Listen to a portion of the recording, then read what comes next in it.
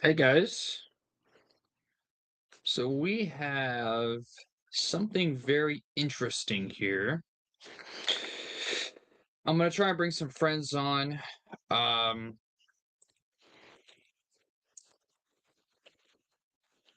we'll see if they join or not. Either way, I'm gonna talk about it.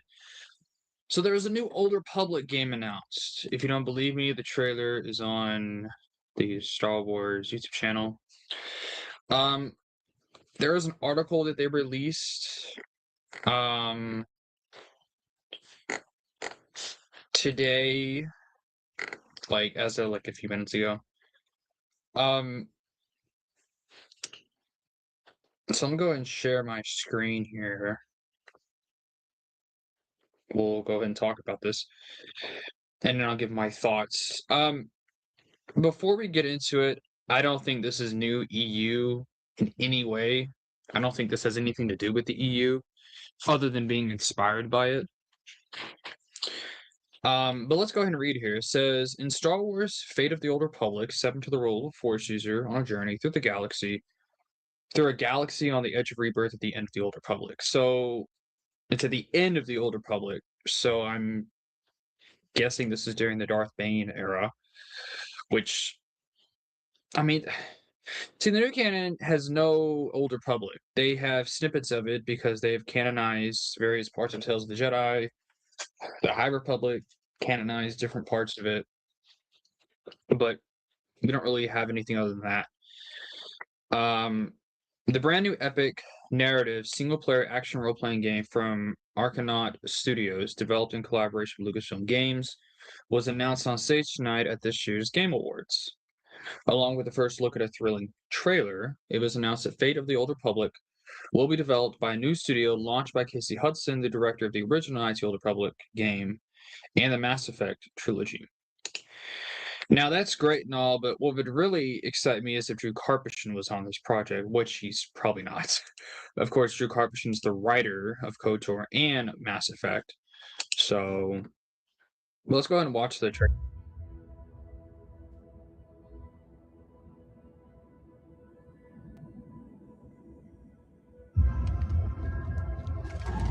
For some reason, I can't hear it. I don't know if you guys can hear it, but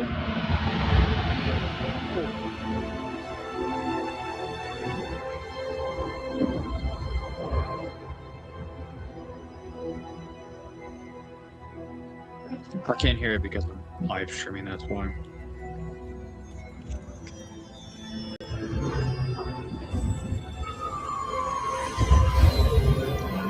This might be the Ebon Hawk. I don't think so. No, I don't think it is. It's not. The ship is. So this is a lot smaller than the Ebon Hawk. I can already tell. Yeah, it's not.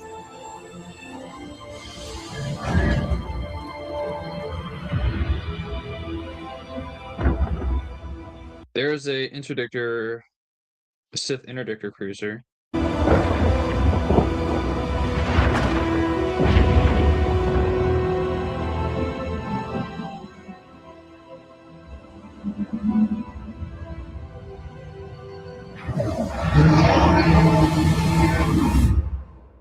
See, terrible.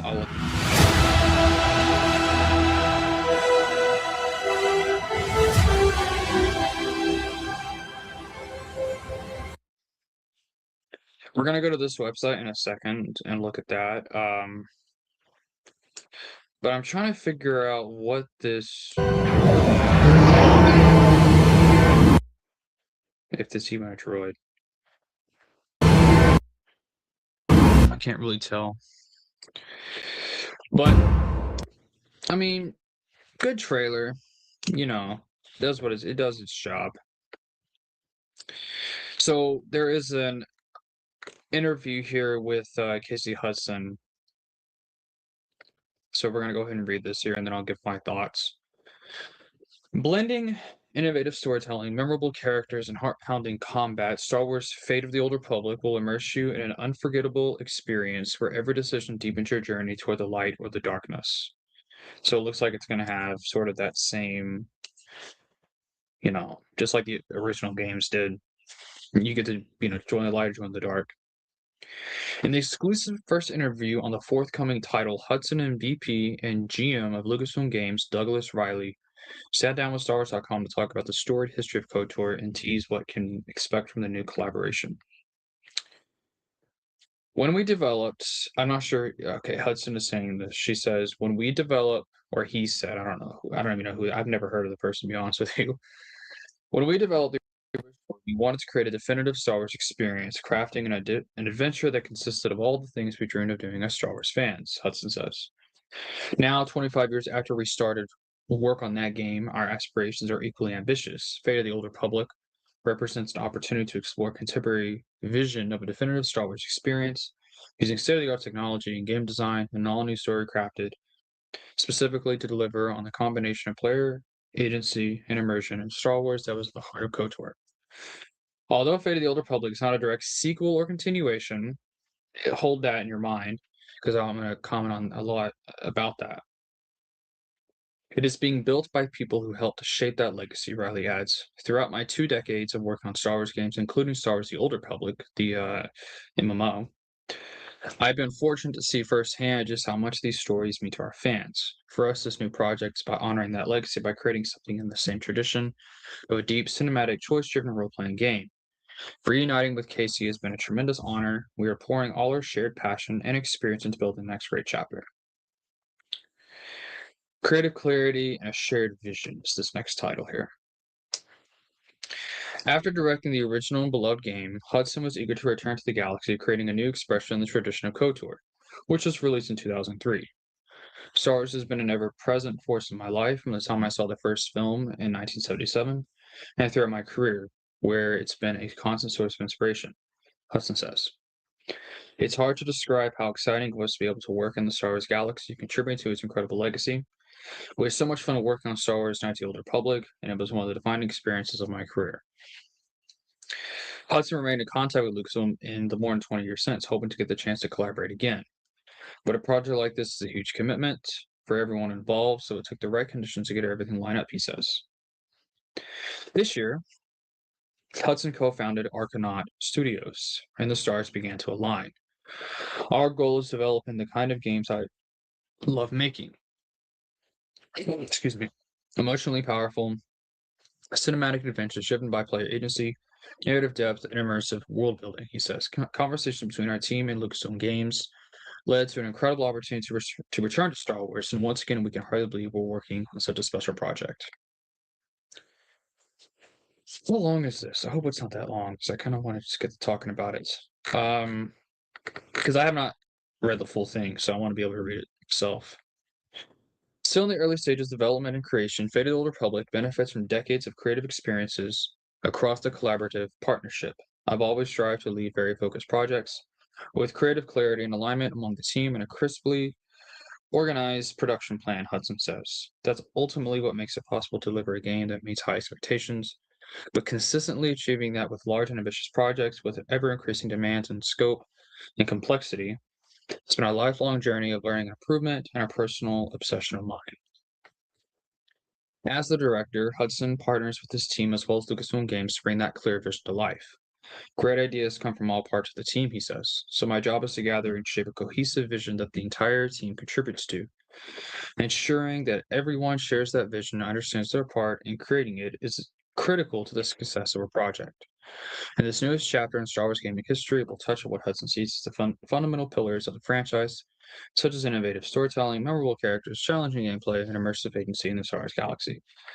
They kind of just saying the same thing over and over again. That's kind of what it feels like at this point. But anyway, Lucasfilm Games. Here, let me check the. No, okay. Lucasfilm Games is eager to tell a new story in an era with lots of possibilities. Star Wars past is a vast open canvas for creators to explore without having to navigate storytelling touchstones from other media, Riley notes. Being set in the past gives us an immense amount of open space to tell new original Star Wars stories while staying true to the spirit of the galaxy we all love. There are quite literally infinite stories to tell, while we will always honor and celebrate the core saga. It's crucial to explore new territory, meet new characters, see new parts of the galaxy. it's hard to make that statement when the whole purpose of this game is it's inspired by another game that came out 20 years ago. So I don't understand that. But Riley was especially excited to partner with Hudson, giving his depth of knowledge in both Star Wars storytelling and RPG game creation. We our fans have been wanting to revisit this player fantasy, Riley says. To create a new RPG that lives up to that devotion was something that we have had to be very careful with. Case's expertise in crafting deep long-term storytelling and building immersive, choice-driven worlds is second to none, and we are fortunate to have the game director of one of the most beloved Star Wars games of all time return to the galaxy far, far away. It really blows me away to think that we were part of something that's made such a lasting impression, Hudson adds. When we were making KOTOR, we were just focused on making the best game we could. Had no idea it would resonate the way it did. Seeing the impact it made with players and how that connection has endured for more than 20 years is humbling and inspiring. Although the team is mum on the details of the story they're planning, Fate of the Old Republic will introduce new characters for an all-new story. We're still in early development. With many challenges ahead, Hudson says, I'm grateful to have enjoyed the sport of KOTOR fans for many years, and I look forward to embarking upon this journey together, sharing more of what we're doing as soon as we can. The end. So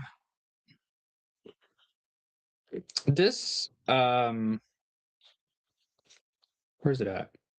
Here it is. This tells me this is not new EU. This is not an EU story. This is a Disney canon story that they're heavily, heavily, heavily, heavily inspiring off of KOTOR. So, and it's at the end. It's called Fate of the Old Republic, and they even said in the article that it takes place at the end of the Old Republic. So it's telling me that it's going to be Disney canon. That's going to be during the Darth Bane era. It's going to be. It's not KOTOR 3. It's not KOTOR 3. It's not even a KOTOR game. It's a Disney canon game that is inspired by KOTOR. Now we don't have confirmation of that tells me everything I need to know. It's not a sequel, it's not a continuation, it's just inspired. And I think that kind of sucks because that's not what people want. And what's really crazy about this is like the third game that they've now announced that's going to be in this era, or at least before the films, and not one of them has come out yet. We had the KOTOR remake, which I'm kind of concerned with because I think either this game replaced the KOTOR remake, or well, I don't know, because the actual title, not title, but let me share my screen again. Like the logo for the game, this looks like the same font and kind of style as the KOTOR remake logo. So I don't know. Oh, let me go to this website here. That's it. And it takes me to Disney.com. Okay. So looks like that website is not launched yet. Interesting.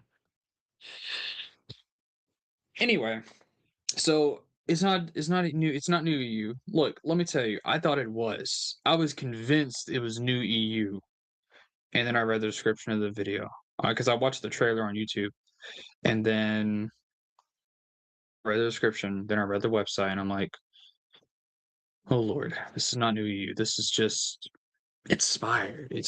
It's an older public game inspired by the KOTOR game. So as I've always said, the Disney canon Old Republic is going to be just EU Old Republic, just worse. It's going to be ripped off. They're not going to have. See, and it's funny because they say, yeah, this is going to be an era of like original thought, and we're going to do all this creativity, and this is right for creativity. They're just going to rip off. I mean, they already are. Like they have the well, it's the same model as the Leviathan. I doubt it's the same ship. It might be the same ship. Who knows? But the Sith Interdictor cruisers that was in KOTOR and KOTOR 2, that was in the trailer. So they're already ripping off those games. I don't want to say ripping off. That makes it sounds like it's just gonna be a big rip off. But the point I'm saying is they're saying, "Oh, this is right for storytelling and creativity and all this other stuff," but they're just gonna copy KOTOR. So I think this game, first of all, a friend of mine said the game's never gonna come out, which I kind of laughed because yeah, Disney's great at announcing Star Wars games, but they can't actually stay to it. Will I play the game? It depends on. I probably will play the game, but I mean, if they release a gameplay trailer, which I'm sure they eventually they will, um, then I think I don't know. We'll see then. But if it's decent, if it looks fun, I might play it. If the story looks engaging. But I think this is gonna be like how like the sequel trilogy was with the originals. Like it's just gonna be like just yeah, it's a new story, but it's just gonna harp on what came before, and like it's gonna be a nostalgia bomb. It's gonna be, do you remember this? It's gonna be that kind of thing. Um, but I don't think it's gonna be anything else. So that's my opinion. Sticking to it. Hello, Iron Inquisitor. It's like it's Disney Star Wars version of SWTOR. Maybe. I think it's gonna be much more like KOTOR than SWTOR though, because SWTOR was MMO and it had 8 different characters you could play, and so I think it's gonna be much more like KOTOR rather than SWTOR. But I don't know, man. But what I will say is I believe this is the closest we're ever gonna get to a KOTOR 3. So, but we'll see. Maybe the game will be good. The Low Republic, maybe. But I don't know what this. I don't even know how to think because it's kind of like an insult because KOTOR is such a beloved game, and it, there, it's pretty much gonna be a sequel, but not really. Like it's gonna be like an unofficial sequel to. But see what kind of irritated me. KOTOR 2 wasn't mentioned in that whole article. Not once was it mentioned. People forget that that game ever came out. SWTOR was mentioned, but KOTOR 2 was not mentioned, and it's like, wow. I mean, it's pretty sad. But that's just my opinion. I mean, I don't even want to say I'm cautiously optimistic. I'm just kind of over it because it's like they're like trying to bait EU fans into like being interested in it. And like even my friends were like, "Hey, guys, new KOTOR was." I'm like, dudes, it's just it's just inspired by it. It's not going to be EU, you know. But I don't know. Now, what I would be interested in, see them saying it's not a sequel or a continuation doesn't really mean anything. It implies it's not in the same continuity, but it doesn't necessarily mean that. It could be in the EU. We don't know. I'm sure people are going to ask, Leland or whatever on Twitter. In fact, Iron, I don't know if you still have Twitter, but if you do, ask Leland Shee or Pablo Hidalgo if it's going to be in the EU or if it's strictly Disney canon. You know what'd be great though? What if it was both? I mean, what if it was in both universes? You know? I mean, is that so impossible? It's not like it's never been done before. We have 6 films that share both universes. We have the Clone Wars that shares both universes. We have comics that share both universes. We have short stories that share both universes. So I mean, why can't this be part of both universes? I mean, I think that's more likely than it just being only EU, or anything like. I don't know. It's something that we should. I think we should ask Pablo. Um,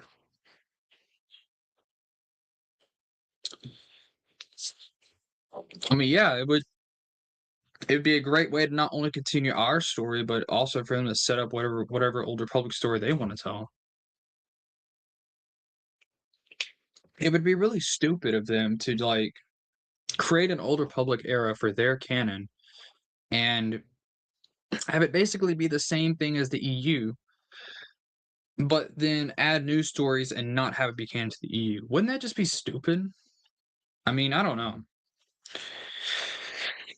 I guess they kind of did that with the films in the main universe, or the main timeline, like the main story of Star Wars. But I mean, I don't know. I'm really, really, really, really mixed on this. Really mixed. But we'll have to see. If it's both canons, I would love that. I would be completely fine with that. But more often than not, it's not going to be. It's not going to be both canons. I think it's going to be Disney only. So that's something that we should ask. Leland and Pablo and whoever. Especially Pablo, because I don't think Leland is Leland active on Twitter. I don't know. I know Pablo is. So at least last time I checked, he was. It's been a while since I've been on Twitter, so I might have Titus reach out, and ask him. But that's my thoughts. That's my opinion on it. I will say that was a shock. I mean, when I checked my phone and I saw that notification, I was like, "Whoa, what is this?" But I think this is going to get the fandom stirring for a couple of weeks, and then people are going to forget. We've already forgotten about Eclipse, the High Republic game. We have forgotten about KOTOR remake. I mean, and what other games do they have? They got Jedi. What was it? Jedi Survivor 3 or Jedi Fallen Order 3, whatever they're calling it. I got that new uh what is it called? Uh RTS, the new RTS Clone Wars RTS that's coming up. Um I don't know what other games they've got, but they've announced so many games. Let me think about the only what games they've actually released. They've released 2 Battlefront games. They've released a fighter game that no one cared about. They released 2 Jedi games, the Jedi Fallen Order and Jedi Survivor. They released Outlaws, which sucked. They released um that mobile game, whatever the hell that's called. Um so they've released all that. But then they have all these other titles that they've announced. The Darth Maul game that was canned. The um I'm sure there's a bunch of others. I wouldn't count 1313 because that was an EU game. I don't count that. Um but I know there was a bunch of other games that they canned. So